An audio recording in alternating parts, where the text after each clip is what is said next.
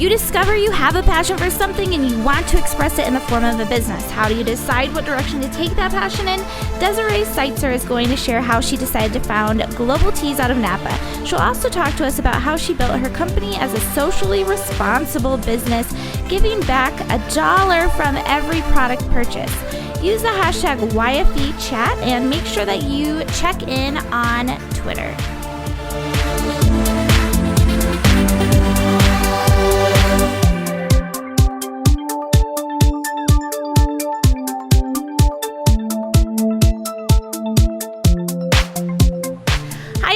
Welcome to another YFE Chat Live. Tonight's episode is episode 111, and it is brought to you by Oval Eye TV and by MailChimp. MailChimp is the best way to design, send, and share email newsletters. You can get started today at MailChimp.com for free. Make sure that you sign up for our YFE Mailed It list at yfe.me/mailed it. That's the best way to stay on top of everything that's happening with young female entrepreneurs.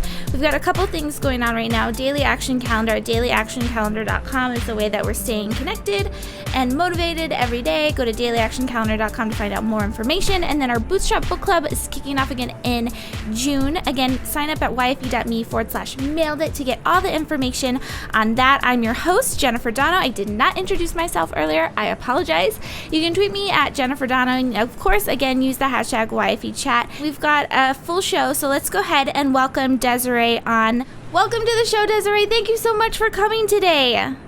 Thanks so much. Thanks for having me on. So tell us a little bit about Global Teas before we get everything started. What is it? I mean, we mentioned that you give $1 back, but you have a few unique little items or unique properties about the product above just the $1 give back. So right. Tell us a little bit more. Sure. So Global Teas is a line of certified organic teas. All of the teas are whole leaf. They're in pyramid tea bags. And when I decided to start the tea company, I wanted to do something a little different with the packaging to help keep the tea fresh. Once tea gets opened up and you shove it in your cupboard, the air and the light and the heat can help dry out the teas, and then you lose a lot of flavor. So I've packaged them in resealable craft paper pouches, so that once it's open, it can be resealed to keep the tea really fresh. And go ahead. Oh, I was just gonna say, I mean, that's it's funny because I go to what's that shop called that just got Oprah involved, which we're gonna talk about in a little bit, having Teavana. Oprah in on it. Yeah. So, is it Teavana? Yeah. So they said that you have to have that dark container, so it's not loose leaf tea; it's in the pyramid bag. My tea is in pyramid tea bags, yes. And why did you choose to do the pyramid bag over just like the loose tea, that type of a model? Well, the reality is that most people are still drinking their tea out of tea bags. It's easy and convenient to throw one in your to-go mug with some hot water when you need to run out the door. So I wanted to stick with something that was easy for people to use, but I also wanted to make sure that I kept that whole leaf quality. So I took the whole leaves and I put them into the pyramid tea bags, which gives them room to really circulate and extract all the flavor from the tea. Very nice. And now the idea of Global Teas. You'll have to excuse me. I'm sorry. I'm working on switching all of the shots. But the idea of Global Teas came from a passion around teas, and this was something that you didn't discover until you were in college. Now, right. And you talked about in the story on your website that you would go to a cafe and you basically fell in love while you were studying. You fell in love with teas. So why did you choose to take the love for tea in the direction that you did? You created a product, which is it's labor, capital, time, all that type of a thing, intensive. Why didn't you do something like become a consultant or a buyer or work for someone else or even open a cafe? Well, I think what really was driving me beyond my love for tea was that I really wanted to start a company that would allow me to give back and give me control over how much I give back, when I give back, who I give back to. So the tea is really, for me, while it's a passion and I use really high quality, it's really just my vehicle for being able to take something that I do every day, something that a lot of people do every day, which is drink a cup of tea, and turn it into something that can make a difference in the world. Go ahead. And that was, and I'm sorry, I keep interrupting you, but that was you're basically, when going along with the story, you had this love for tea, but you also were very involved in volunteer projects. Yes. And so you talked about how you grew up in Napa, which is an affluent area, and then you went outside of it. So tell us more about how you continue on your story. I'm sorry for interrupting you. I got to stop doing that. It's okay. No, it's fine. It's fine. Yeah, you're right. I did my first volunteer trip when I was 15, and it just opened my eyes to how much need there is in the world. And it really opened my eyes to how little people need things that we could easily give, or money that we could give that could make a big impact. So for me, I really wanted to do something that I could continue to give back. And I had done other volunteer trips since that time. I was 15, and when I was actually overseas for a few years, and when I came back is when I made the decision, I want to start my own company, and I want it to be something that I can do that can give back. Well, now, so you came back and you said, I want to start this. And I read in an article that it took you a couple years to actually get the business off the ground once you said, I'm going to start this. So Right. What did you do in those 2 years? Well, all of the groundwork. Basically, when I decided that I was going to start a company, the first thing I did was sign up for a How to Write a Business Plan course through our Small Business Development Center, because I had never owned a business. That's and awesome. My degree is in communication, so I didn't have a lot of business classes, but I thought I've got to start somewhere. So I signed up for that course, and I just went from there. And that year and a half to 2 years was really tasting different teas, researching different packaging, looking into getting organic certification, just putting all the processes in place that would need to happen for me to be able to actually get the product on the shelf. Now, were you telling people about this idea that entire time, or was that something that you were keeping private? No, I did. I told, obviously, close family and friends all knew about it. I shared about my vision, and, without sharing every business detail. But of course, I was excited about it, and I wanted other people to get excited about it so that by the time I did get it out there, they would want to get their hands on it. Now, this wasn't a question that I sent you prepared, so I apologize. And if you don't feel like answering it, definitely don't. But as far as capital goes to start something like this, I mean, we had on, gosh, I have total baby brain today. We had on Sophie Jaffe of Philosophy, and she has a similar product. It's even not a similar product, very different product, superfoods, but it has a similar packaging. And I forgot to ask her about raising capital, but as far as that goes, did you bootstrap this? Is this something from savings that you pulled from, or did you run a Kickstarter campaign? What did that look like? So for me, one of my biggest goals, and kind of going back to your earlier question about why I did a line of tea over maybe a brick and mortar store or something else, was that I personally wanted to launch my company without debt. And in order to do something like a brick and mortar, it's huge overhead, and I would have had to take out a big loan. To get this company started, I had savings that my husband and I had set aside, and I had family who very generously supported my dream and vision and has given me money to start it up as well. So from that point on, I have just been bootstrapping it, and my goal is really to stay out of debt. I just don't want the pressure of thinking, oh my gosh, every pouch I sell is just paying somebody back. Yeah, definitely. Now, as far as, do you mind if I ask, did you do anything formal as far as raising money from friends and family? Would you call it like the friends and family round? I mean, how did you do that for those that are interested in approaching family or friends? You know what? It wasn't anything formal for me, and I'm just really fortunate and really, really blessed that I have family who were on board from day one and said, we will help in any way we can. Oh, so nice. It is. It's really amazing. Well, and you're very passionate about what you do, too. It's obvious through your website and all of the marketing materials. So I assume that it would be a no-brainer for a lot of people to get behind what you're doing. So, and another thing, you mentioned that for the 2 years, you were tasting teas. And in the same article I referenced earlier mentioned that you went to a conference early on, and basically, or a convention, and you walked from tea booth to tea booth. This is what I'm imagining. I mean, it's not, you didn't say this in the article. I'm imagining that you're doing this, and yes. You're speaking to vendors, essentially. So what did that look like as far as creating a product that pulls from having to, collect ingredients essentially? Sure. Well, one of the hardest things about doing a line of tea is that there's very little tea that's grown in the U.S. So pretty much all of the teas, at least all the teas in my line, I source from overseas. And while I would love to go and visit every single tea region in every single country someday, that wasn't something I had the finances to do up front.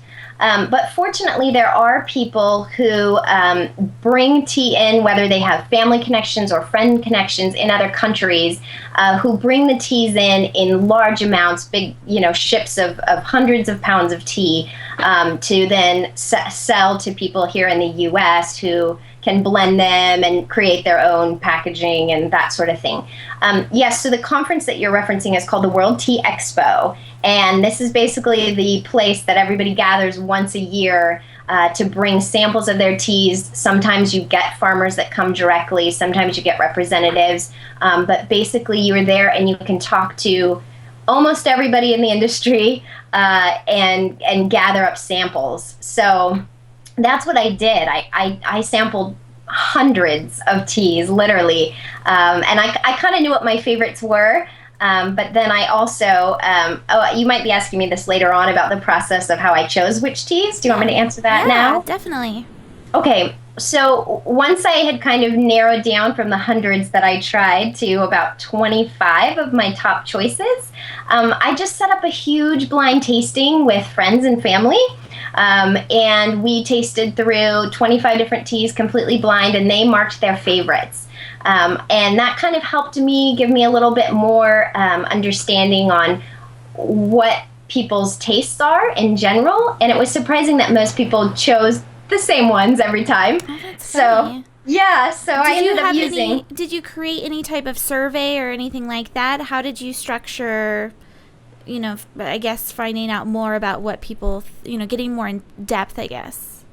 So I actually took the samples and made all of the teas, and they sat down at a big long table. I had probably 20 people there, and they just had white cups in front of them, and I just went around and poured samples and said, this is sample A, this is sample B, this is sample C, and they had paper, and they were able to write down their favorites, which one they liked the most, which one they liked the least. So I had them score in each category. So we would taste all whites, and then we would taste all green, and we'd taste all black, and we'd taste all fruit. So that was the process that I had set up. So you took it to your supporters beforehand and made sure that they liked what you were about to put out to market. Right. Now, as far as getting the company started, so this is all about creating this company out with a social angle, giving back, and making sure that is put into your actual business model and how you're selling the product. So did you form as an LLC? I mean, there's a number of different ways. I think there's even like a certified socially responsible business type of a thing too that you can apply for. There's limited profit, limited liability company. How did you form the company? So like a lot of small business owners, I started out sole prop. And that was based on just talking to, my tax advisor and other business people on what's best for getting your feet off the ground for my type of business. But I think you mentioned the socially responsible corporation and the B Corp. Yes. Yeah, they're the new guy on the block, but really cool. They have really high standards as far as your company's social acumen as well as environmentally. Is your company environmentally friendly? So that's going to be actually my next step. Is I'm hoping to get the B Corp certification. So that's the direction I'm heading. Well, speaking of certification, what about something like organic or non-GMO? Do you have any of those certifications? I do. I have an organic certification. And what kind of process did you have to go through to become organic? It's a long process, actually. Yeah, I bet. It was a matter of submitting a whole bunch of paperwork, submitting the labels, because they have very specific requirements as far as where the label of certification goes on your packaging, what the wording is surrounding that, as well as making sure that the teas that you're putting in there are certified organic from the source. So it was just pulling together a lot of paperwork, a lot of images, and sending it over to the organic certification board. And can I ask you what does that cost a small business owner who wants to be, because that's important nowadays. Yeah. Organic, even if you are organic and you don't have that symbol on your packaging, that's a huge missed marketing opportunity. So again, what's that going to cost a small business owner? Do you know, it really depends on the product and who you're getting certified through. There isn't one standard rate. It just really depends on what you're doing. There's usually like an initial setup fee, and then there's a fee per product. So it kind of just depends. So if you have a lot of SKUs, it's going to be expensive. Yes. Yeah. So now, as far as the women, okay, so I feel like a lot of female entrepreneurs that are watching, or any young female entrepreneur, and I hate to generalize, but I feel like females in general, we want to give back.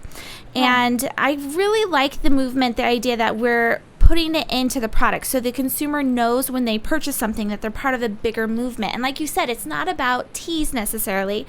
Same with Tom's or any other those socially responsible businesses. It's about giving back. So how did you decide $1 on each product? Especially when you're talking about a competitive area. Teas, there's a picture on your website. You know what? I have all these pictures lined up and I haven't been showing any of them. But there's a picture on your Facebook page and on your website of your teas in the middle of, 100 other ones basically in a grocery store, and your packaging is beautiful. And I love how much shelf space you have too compared to these bigger brands. But anyway, how did you decide on $1? Because that amount seems like a lot of money. It is. It's a big sacrifice. But, for me, the dollar amount was based on a few different things. It was, one, what is feasible for me to give back, make a big impact, but still be able to keep the business going? Because at the end of the day, if I can't financially keep the business running, I'm not helping anybody, So it was just looking at my numbers, and also knowing, when you've traveled and you've done volunteer work, as I'm sure a lot of people watching have done, you really start to find out what the impact of $1 means. A lot of these countries where people are living on $2 a day, you can start to understand, wow, $1 really can make a difference. And so for me, it was sitting down and saying, okay, if I can make it work to give $1 from every pouch, can I sacrifice something else? Like maybe once a year I have to sacrifice a magazine ad in order to be able to donate that. And for me, the answer was yes, because that's why I started the business in the first place. So it was just a prioritizing thing for me. Some months it's harder than others, but it's really what drives me. And I think for people who are interested in doing something social, giving back, I would say please do. Everybody can do something, and everybody should do something, but that's going to look different for every single business, depending on what your model is, depending on what your income is, and it doesn't even have to be like a set amount donated. It could be something that you donate time to, or you donate samples to, or you donate some of your, if you're somebody who's a consultant, that you maybe work with a nonprofit group and offer some free consultancy work. There's so many different ways that you can give back. And you just really have to figure out what fits best for your model and your company. Well, and I think this is going off on a little bit of a tangent, but it's interesting to see these companies and see some of the articles that are written about them, especially like the large ones like Tom's that have kind of, I feel like, set the example for others to follow. There's been a lot of, they're doing that just for marketing purposes, or they're doing that just to set themselves apart. What do you think about that type of a stigma when it comes to creating a socially responsible business? I'm glad you brought that up, because that's something that bothers me as well. There are definitely some companies that just do it because of the marketing side of it. But the reality is that if you're going to give back, it should be something that you are passionate about already, regardless of your business, something that you would want to support even if it wasn't connected to your business. And if you do that, then the truth of why you're giving back and who you're involved with will come out. People will know whether you're being sincere or not. And for me, that's why I'm supporting nonprofits that I've personally done volunteer work with. I've seen the impact they're making. I know who the people on the ground are. And so I think that if you are really passionate about something and you're supporting that passion, the truth comes out. Well, and we talk a lot about collaboration and joint ventures on the show, and leveraging that, knowing someone, knowing this nonprofit, you're basically doing a lot of marketing for them too. So you're helping them in more ways than just giving them $1. People are finding out about the work that they're doing. So, in that sense, as far as marketing goes, let's talk about how you stand out. Like I said, there's hundreds of tea brands out there. And I mean, even like I said earlier, Oprah is now in the tea game. So what have you done? Because you're in a number of grocery stores and you're in a number of cafes and you just started this company. So how did you, and I don't mean to offend you in this, but you don't have a very big social media presence. No. Yet you're still, you're still, you're still there. You're still present. You're still making things happen. So how do you make your brand stand out? Well, a couple of different ways. Obviously, the most obvious one is the packaging. You see on the photo, it looks different than all of the other tea boxes and tins on the shelf. So that helps me out. Also, having a social mission and having the $1 go back, I think there's a lot of people who want to make socially responsible purchases. So when they walk down the aisle and they see lots of different tea options and then they see one that says, hey, $1 from this is going to help change somebody's life, why wouldn't you choose that one over the other things on the shelf? I do when I go shopping, no matter what the product is. So that's part of it is seeing it on the shelf. But a bigger part of it for me is that I'm out sampling the product all the time. I'm out there, I'm talking to people about what I'm doing. I'm pouring them samples of tea. I'm donating samples of tea. I do a lot of local events where I donate free tea. I recently did the TEDx Napa event, and it's just getting the name out there, getting people familiar with the brand. I'm trying to think if there's other ways I market it. Well, I think it's interesting that you bring up the sampling because we've had a number of entrepreneurs on. Erin Condren is one of them who has this product, and she said one of the best things that she did for her business, because I feel like we all feel like we need to be on Twitter, we need to be on Instagram, we need to be on Facebook, that kind of a thing. Yet there's people like you that are still making things happen, yet you're not constantly putting pictures up or constantly creating content, that kind of a thing. And Erin Condren said that when she got started, the best thing she did for her business was send out extras. So send out samples beyond basically what people purchased. And so this is something that I feel like is a missed opportunity for a lot of people. What type of costs are associated when you go to an event? I mean, I can't imagine. That's a lot of driving time. It's a lot of time taken out of working on your business. You're constantly out there. So what's your philosophy around that? Yeah. So it's interesting that you're talking about ways to grow not being on social media or needing. I would love to be able to post more. I would love to be able to go to more events. But the reality is when you're an entrepreneur starting your own company, you're the person and you only have so many hours a day to get things done. So for me, it's about balance for me. And it's also about being very particular about when and where and which events I'm doing, because it can become a really high cost. So first and foremost, thinking about my market, who are the people that are going to be there? Are there going to be a lot of people there who could potentially be tea buyers?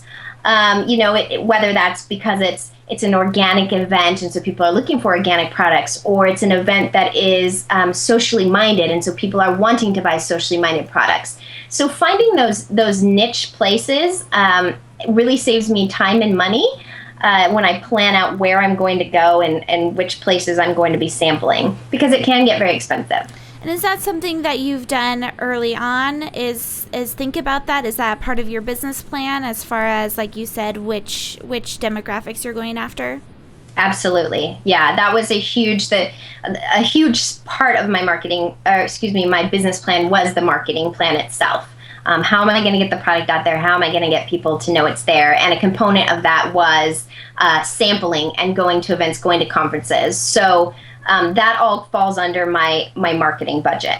So now to wrap everything up, one of the things that I'm interested in is working, you as a small business owner work with a number of other small business owners as vendors. So you go in and you sell a product from looking at the sales cycle perspective. If you're selling a product in a grocery store or a cafe where it's more of a wholesale type of a transaction, what does that sales process look like, and what advice would you give to others in working with other small business owners as far as collecting money and making sure that at the end of the day they say yes?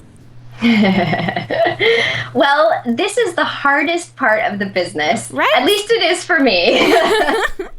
I have to be honest, I don't like sales. I really hate it.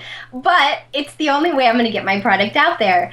So it is literally walking into a grocery store and asking to speak with the buyer and just telling them, showing them, I bring in my product, I show them my product, I tell them about the heart behind my business, why I'm doing what I'm doing. And then I have with me prepared materials that have all of the detailed information, like SKU numbers and, how many pouches are in a case and what's the case minimum and the pricing and all of that, so that I can give them my quick pitch, tell them why I'm here, what I'm doing, and then leave them with samples of the tea and leave them that information. You said, is this you going in cold, basically with no warm lead or anything like that? It is. Okay. It is. It's going cold, and it's very scary, and I struggled with it for a long time, and I'm sure a lot of people who watch this will relate. Definitely. unless you're a born salesperson, it's really difficult to do. But for me, I think my purpose in my business really drives me. I get to places that I'm going to go sell, and I sit in my car, and if I'm feeling nervous, I think to myself, okay, I can be really nervous about this and freak out, and nobody's life is going to be changed. Or I can force myself to walk in there, talk to somebody for 5 minutes, and maybe make a difference in somebody's life, because the money is going to help save people, change their lives. So it really helps drive me. I think that purpose, you have to have a purpose behind your product, a reason that you want other people to have it or experience it, or be able to purchase it. Because if it's not something you're not passionate about, you'll never get into the store. Well, and Dezerai, that's a common thing that's been happening recently with the people that I've chosen to be guests on the show, is that I keep going after people in California. I don't know why. Great. Yeah, and then also I'm really attracted to brands right now that have, whether it's explicit or not, there's a bigger purpose behind it. So it's not like Yael was on last time with me, and I think she said in the show, it's not to me about almond milk, it's about providing people with healthy food options right then and there, something that's local, that type of a thing. Same with Sophie. She said the same thing. It's about basically helping people live the best lives ever. And so I think that's a commonality between all of you, in that what really attracts me to you, and I feel like what's going to make you ultimately very successful and what sets you apart from others. So anyway, I'm sorry for going off on a tangent, but going back to it, advice for working with small business owners, other than getting over the fear of going and speaking with them directly, how do you make sure that they say yes and that they pay you at the end of the day? Well, one is to be prepared. Like I said, I always have sales sheet and all the information that they could need. So always have what you need, more than you need, in case they ask questions or need more information. Be prepared. And then always, the thing that works really well for me is I always ask them, when do you want me to follow up and how do you want me to follow up? Because some work better with email, some work better with telephone calls. So I always set a date. They'll usually say, between a week or a few days, depending on the store. And then I make sure that I fulfill that promise. So if they say, call me in a week, I call them in a week. If they say, send me an email in 2 days, I send them an email in 2 days. And they have a lot of people and a lot of products that they're juggling. So it's really important, I think, for the buyers that you are doing what you say you're going to do when you're going to do it.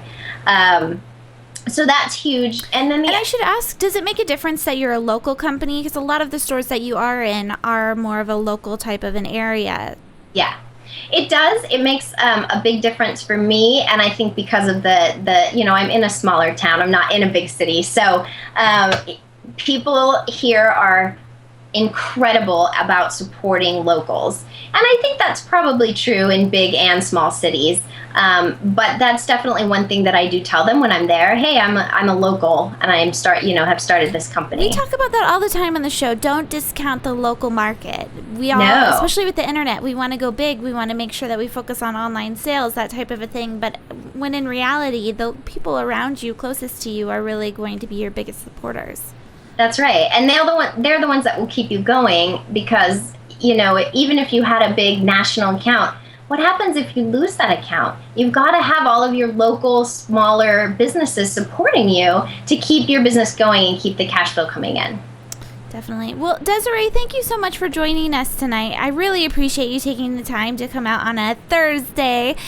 So now, as far as any big, broad pieces of advice for another young female entrepreneur, whether she's starting a product line or becoming a consultant, what would you tell her? Well, I would say find a way to connect a passion for something that you have in a way to make a difference, whatever that might be for you, whatever fits for your business model. But my favorite creed to live by is you can do something or you can do nothing. So I would encourage you to do something. I love that. Dezerai, where can everyone find out more about Global Tees? globaltees.org. Awesome. Thank you again. I wish you the best of luck in growing your company, and congrats on all the success that you've experienced to date. Thank you so much. All right. So everyone, you've just been watching Dezerai. She is the founder of globaltees.org. Thank you so much for watching live or for watching later on YouTube. Make sure that you comment below with any questions that you have or any input that you have as far as creating products or being a sustainable company. We're also on iTunes. If you search for Young Female Entrepreneurs, you'll find YFE Chat Live. And then, of course, next Thursday, same time, same place, YFELive.com, 6 p.m. Pacific, 9 p.m. Eastern. I've been your host, Jennifer Donogh. Thank you so much for watching live. Hope to see you next Thursday.